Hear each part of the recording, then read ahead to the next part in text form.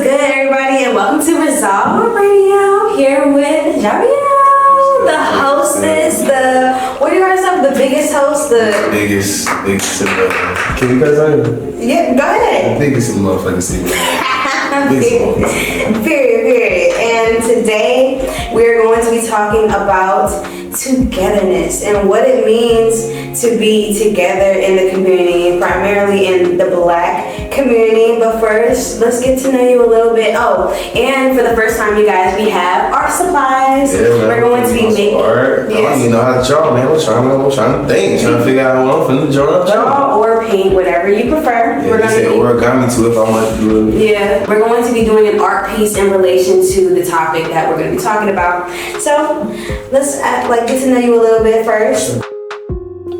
Why did you choose to be an event host? Like, what attracted you to events? So I really been doing this since freshman year. I came in, so I was hosting when we had promenade parties and stuff on campus and stuff. I was hosting then, but I didn't really take it serious. You know what I'm saying? I really didn't really know what I was doing. I was really just getting on the mic because I just wanted to, everybody know me and stuff like that. So because I knew I was running for a position. I knew a couple of the DJs who was DJing those promenade parties because it was my friends. So I was like, well, just let me get on the mic and just let me talk with you. And they was like, cool. So I was doing that for a little minute, and it's just it was cool, but I didn't really take it serious. Coming into 2020, my sophomore year, my mom ended up passing, and then I was trying to Wait, no, let's slow down for a second. I apologize that happened to you. Every chance that I see you, I give my condolences. And appreciate it. With that event, it pushed you to go harder.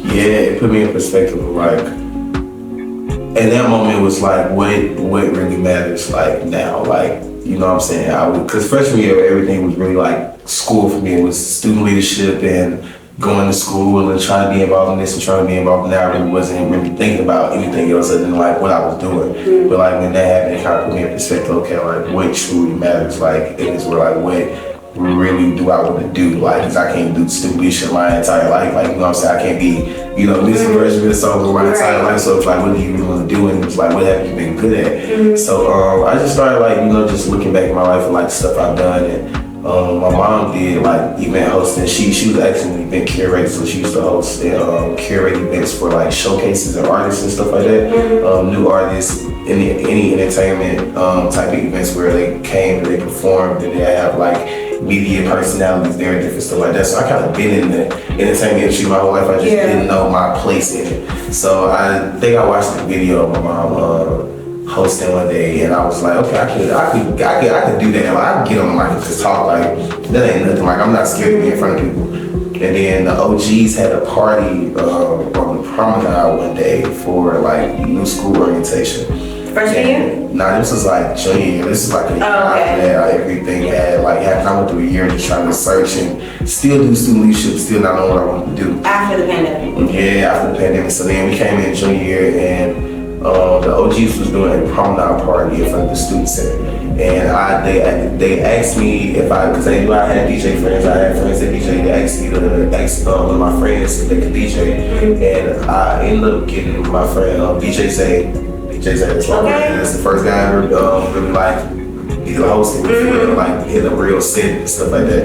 I got him booked, and then that was people in the host since you already know him, and said shit, that's your own one. Host. I was yeah. So I remember going back home. I looked up Fly Guy DC, everything, his YouTube, anything I could find hosting wise. And I remember me and him sat down for a good little minute, probably a good couple of hours, and we came up with a whole set list, what songs we was gonna play, when we was gonna play this song. You were the DJ? He was DJing, but me and Zay. So we did that for a couple of hours, a couple of days before the actual party, and we went through a set list. We went through all that, and it literally that was my first moment of I kind of like this, because when we actually did the event and we hosted and I hosted, he DJ'd, the party was crazy. I've never seen that many people in front of the promenade for real, in front of the student center. And it was turned, it was like a real block party, but it was it went structurally exactly how we wanted it. after that, they asked me to host the homecoming concert, and that's when I was like, oh, I can take this serious. Like, I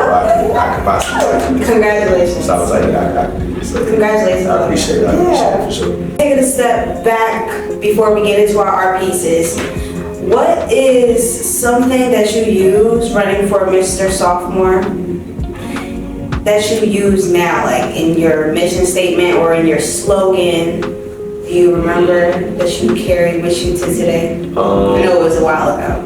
Yeah, so I remember my campaigns up like my Mr. Sophomore campaign was like beer. It was like something where I had like it was like beer and something. I forgot. I thought it was mask off. There we go. It was mask off, and I was using like Future's terms, mask off. And it was like in the form of me trying to promote taking our mask off, like as people and individuals. I would say the Mr. Sophomore campaign was something that I take with me like still to this day, because I try not to like hide who I am. Like, you know what I'm saying? I try to like be as transparent, be like me as possible. A lot of people, you know what I'm saying, being in the position and being, you know, hosting and stuff like that, a lot of people see me in a lot of different spaces. But a lot of people like might not actually know me, you know what I'm saying? A lot of people impression of me might be like, I'm the host, like I'm, you know what I'm saying? A lot of people might be like, oh, that's student leadership, you know what I'm saying? Everybody has their different versions of me, but like nobody really like knows me, you know what I'm saying? And that's why I try to like still to this day, still keep going, because I think that's was one of the reasons why I was able to win the position and be in those positions, because like I was me, I was transparent, I was genuine, and that's something I try to like keep with me. That's the first lesson I learned at Clark Brown, like running for the position and stuff like that. T. Jordan and Darius, I never forget, they told me like the first lesson was like always be genuine in everything you do. So that's something I still like keep with me to this day. Like anytime I'm hosting, I'm genuinely trying to create an experience for any audience I come across. I love that. Alright, let's get into these art pieces. I started a little bit, like I wanted you got some like fire or something? So basically guys, before the show we were talking about like companionship, partnership, and everything, and basically togetherness in the community, and how we fight over trivial things, like trivial problems, just trivial issues. When we have bigger fish to fry, we have bigger things to worry about. And one thing that we could be putting all of our young adult energy into are the multiple shootings that happened on college campuses. The residence halls getting flooded year after year after year and nothing happening about it. Yeah. We could talk about how the pro-Palestinian or the pro-Palestine protesters in New York at Columbia University were sprayed with something. I don't know if it was mace. I don't know. And that's not getting enough media attention. I didn't even hear about it until recently, 5 minutes ago. And there's like, even though that's not a Black community problem, that is a young adult problem, that is a Gen Z problem. And it's really feeling like us versus them. If you would please tell the audience why you wanted us specifically to talk about togetherness, given the fact that we fight over trivial things and we have bigger fish to fry and we need to come together or else, literally. I truly feel like in this season, in 2024, we are in our ending days.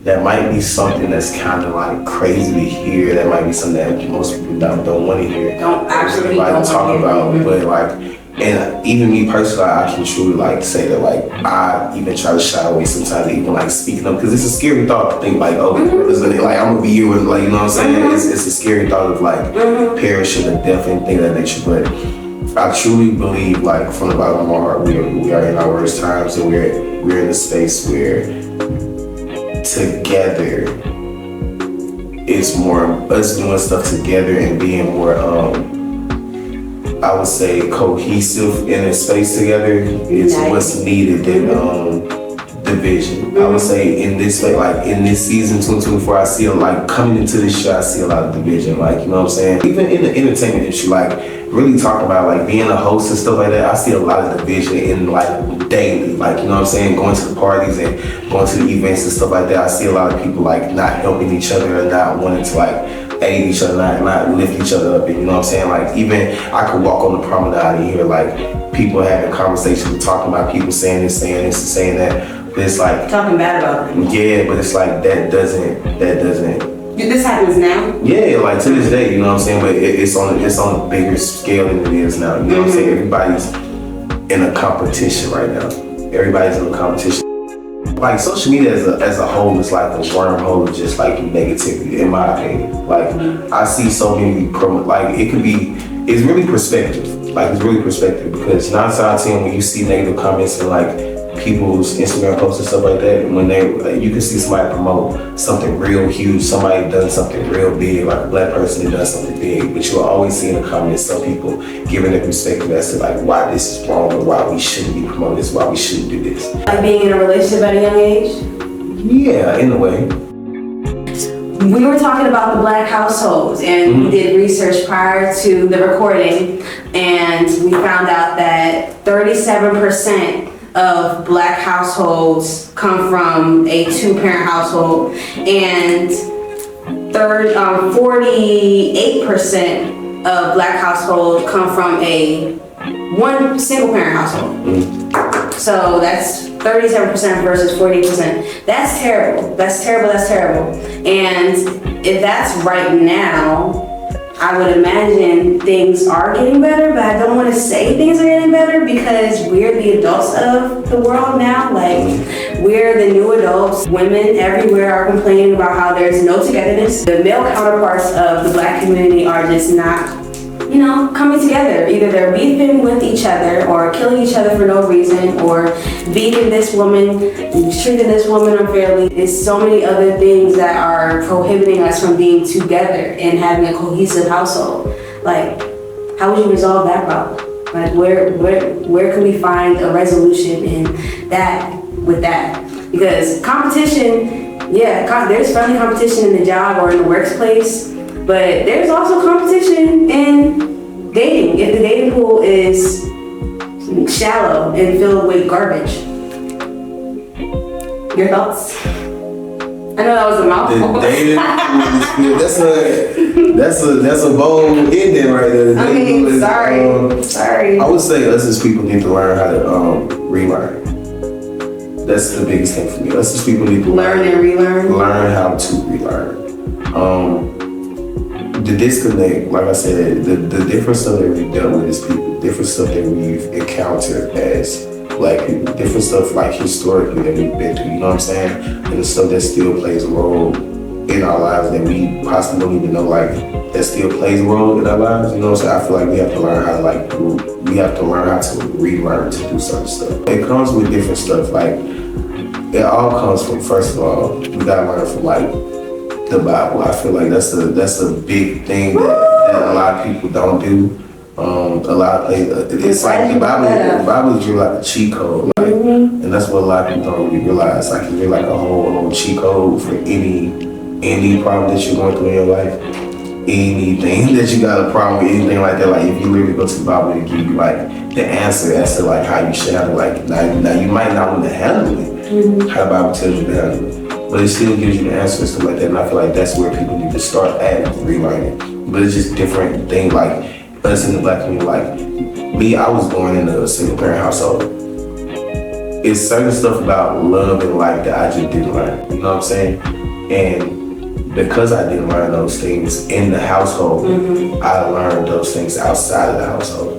But I would say it has played just a big beneficial part of my life. Are you talking about love romantically or just love like with siblings as well? Everything, honestly. Every aspect, like every single aspect, every form of love plays, like, it's all basically all goes together. So it's just like, but like, that was so great that you just said that, because I literally just had a conversation with my brother the other day, and it was like, I was telling him I appreciate him. I was like, I appreciate you for like being my brother, because it's like I grew up without siblings, so I never really understood how to like love, like, you know what I'm saying, like anybody else other than myself, like any other actual individual other than myself, you know what I'm saying. I never really had nobody to lean on or anything like that. That's still something like that I have to like relearn, you know what I'm saying. This is the brother you met at Clark? This is the brother I met the first year I moved to Atlanta, like my first time, like my first year moving to Atlanta. The way that he cares about me as a brother is totally different than like how I am with like people. Like I just, different ways that he'll like talk, different ways that he'll like motivate me is just different from what I'm used to. But I had to like relearn how to like take that and, you know, be able to like how to deal with those situations. Because there were plenty of times that we had almost had to. It was just like, bro. Like, and unlearn from what? So you relearn from my own trauma. Unlearn my own trauma. You know what I'm saying? I feel like that's what as a black community we need to learn how to like I wouldn't say not to relearn how to think, but relearn how to like maneuver and act in certain situations. In the world. Yeah. Okay, I said if you having a good time, say hell yeah. If you know you're gonna make all A's and shit, say hell yeah. Over the phone, when we were having our teleconference early in the week, I said, and I stand by this, that the film industry, the industry that I hope to build a career in one day, has conditioned us viewers, us audience members, to violence through these action movies, through these Marvel movies. And it's been so normalized to see just a village of people just die. So much death. We just been conditioned to so much death. And we read on the news about what's going on in Palestine or Israel or in the Congo or in Ethiopia, in Tibet, where my family is from. And there's genocides going on all over the world. Just we're fortunate as Americans not to endure that. Thank you, God. So over the phone, I said, and I stand by it, that we're in the end games. And people, I don't know if people take that lightly or don't want to believe that, but like, there are genocides literally happening in Ukraine, literally all over the world.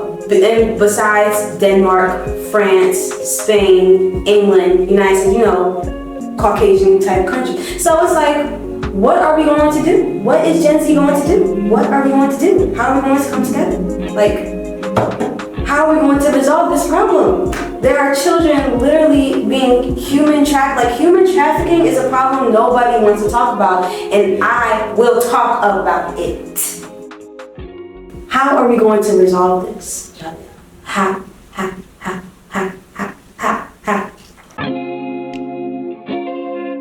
I feel like a lot of people don't like really talk about it. Like, honestly, like, it's a conversation that, like, if it's not happening in America, nobody really wants to discuss it. Honestly. And I feel like having the conversation first is the first step, like bringing awareness to it. The more and more that we as a people continue to bring awareness to the different stuff that's not happening in America that's still affecting people of our kind, then that's how we can, you know, continue to bring awareness to it. If we can bring awareness to it, I feel like a lot more can be changed. Like, who's we? Let's say every person, a lot, like, if they, I feel like, and another thing, I feel like a lot of people don't talk about it because a lot of people don't know too much of what's going on. Like, for example, like, if you ask somebody right now, anybody in the building, like, hey, do you know what's going on in Palestine? A lot of people gonna be like, yeah, I heard something going on over there. Like, I heard something going on. But people are not really educated as to like what's truly going on in the world outside of us.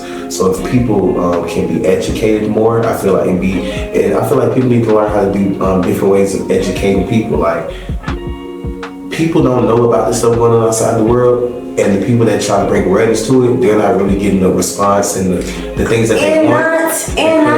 But it's because of like, have we thought about like, well, you gotta learn how to appeal to the demographic, appeal to the people. Me personally, if I just see an Instagram post that's talking about Palestine, I'm not looking at it because I don't know what's going on for real. You know what I'm saying? Like me just. So But you gotta have different ways to reach those people. It's all marketing. It's all different ways to like get people to pay attention to, you know what I'm saying? Especially in this generation, we have about like a 3 to 5 second attention span. If you don't get our attention in the first 3 to 5 seconds of what's going on, which is terrible, by the way. I mean, Maybe people should educate themselves more and get more informed on what's going on in the world, so they don't have such a short attention span. We should try to, increase our attention span. And then another thing is like, a lot of stuff that's going on in the world is right in front of us. Exactly. Like, it's so easy for you to go on PBS. So if people would just be more informed, like maybe the attention span would increase, and we could gotta educate them another way. Exactly. So how should it be? The attention span, you can't take it away. You can't take the attention span away because it's just. I said increase the attention span since it's so short. We can't though. What you mean we can't? We can't. That's pessimistic.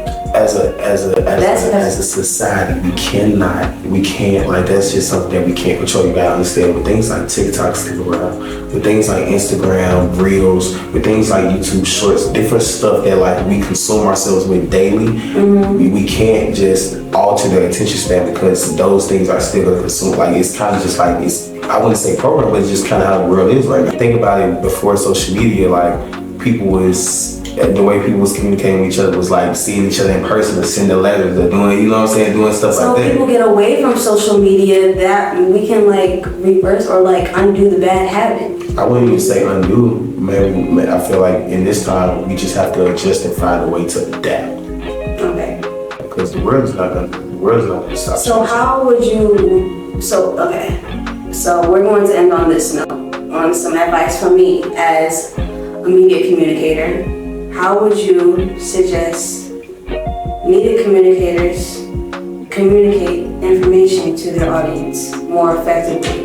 Catch people's attention by what they like. And what do people like? Find out. And trick them into education and then getting them the information that they need to know? Everybody wants to get educated. It's just that everybody has a different way of learning. Like me personally, if somebody tried to tell me right now how to build a table, just like telling me, like speaking to me and giving me the instructions, if somebody tried to tell me right now how to get back to Clark Atlanta from here, I would not. I would just be like, what are you talking about? But on my directions, if I pull up the maps and I can literally see it and put my hands on it, then I'm like, oh, okay, like I know exactly how to get back. And I would definitely say like the biggest thing to do is find out what people like and educate them in that matter. Like, yeah, that's gonna be hard. Find out what's popular right now. Find out what's going, like, you gotta. I don't be doing that. Kind of like making a statement. You know what I'm saying? Yeah. Like making a statement. Like, you can start off a video redo a Cat Williams interview. Do a Cat Williams parody where you dress up as Cat Williams and you act like you about to do an interview, but really you're just educating people about what's going on in Palestine. You're just saying it in the way that Cat Williams did on his interview that just went viral, that everybody in the world has watched. It's gonna get the same attention. People's like, why is this girl dressed up as Cat Williams sitting over here acting like she's gonna do an interview? And then they start, paying attention, like they listen because they intrigued as to what you're actually talking about.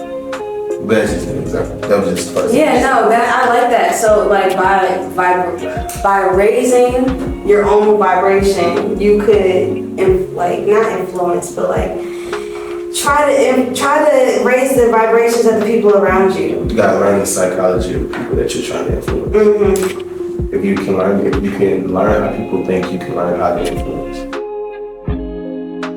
And that's the biggest thing. Like, shout out Dr. Bass, psychology, that like, if you can learn how people think, you can learn how to influence. Everything is about their thoughts. Everything is about a thought. Every single thing is about a thought. This paper that we're using right now, this was made by a thought. Like, you know what I'm saying? Yeah, we need to, and I'm not going to keep saying the same thing. I will not be a broken record. We'll be talking about different things. We're not going to be talking about the same thing. But I will, if there's genocides, or I will continue to fight this fight and talk about world events until there are no genocides. Like, why are we normalizing genocides? Like, we say that's so cavalier, so so even if I do have to sound like a broken record, y'all don't hear me. Or turn it off. Think about how many times Martin Luther King talked about black and white. Yeah, but it's not even a black and white issue. What Cat Williams said is God's side and the other side, and we don't care nothing about that other side. But when you come for God's people, don't come for God's people. And there are babies and children being trafficked. There are babies and children being killed and murdered in countries for resources by people who don't live there. So I will continue to keep spreading this topic and speaking and educating whoever I need to talk to about this. But it starts. Somebody got to be bold about it. Somebody got to. Absolutely. And whoever wants to come and walk with me, they can come and walk with me. And that is togetherness, okay? Togetherness, unity. Thank you for coming to another episode of Resolv Radio. We're about to reveal our artwork. I want to say you made your little masterpiece over there. I'm just drawing something up. I don't even know. Give it a few more seconds. Give it a few more seconds. All right. Bye. I'm really Picasso the cousin. So I really hope somebody buys this piece up off me. If y'all want it, I'll be selling it on my Instagram. Oh yeah, shout out the Instagram. Shout out the Instagram. Go ahead. You can follow me on all platforms. JaveTheOC, JaveTheOC. I'm the biggest in the city. Biggest host in the city. I do a little bit of everything. I got a lot of stuff coming out, man. So just pay attention, look out, and yeah. And y'all know where to follow. I'm sorry, I got paint on the table now. Everybody's paint too. Yeah, y'all know where to follow me, Mysghana and Resolv Radio. We're gonna do that same time, we're gonna do it individually, we're gonna explain. Wait, let me add a little finishing touch. To it. I think we should do it and explain it like a quick. Oh yeah, go first. I'll go first, you ready? All right. Yeah. So ladies and gentlemen, this is my piece on togetherness. It's selling for $2 million, but basically it's two hands giving to each other. This hand is giving money to this person, this hand is giving money to this person. And you can see like the arrows is pointing like in full circle, just like a 360, because basically if we continue to give to each other, then there will be no lack in this world. That's how I feel. Look at that. Yeah. So $2 million, like I said, bro, like reach out to my Instagram. $2 million. Nothing less. I'll put you on the payment plan. Y'all know how the payment plan is, car plans. Alright, y'all. 3, 2, 1. Blackout. Basically, I was inspired by fire. It represents the chaos going on in the world. This is a spiral that I like. A lot of my paintings are really like spiral in the middle type. I don't know what it means. It's supposed to represent God to me. So God is in the center of it all. And He is going to carry His people right here, carry His people to salvation and victory. And that's selling for $4 million. 3.5, nothing less, okay? And yeah, thank you so much. Thanks for the opportunity. Thank you so much. You guys, thank you for watching, and be on the lookout for the next episode of Resolv Radio. I'll subscribe to him. Bye.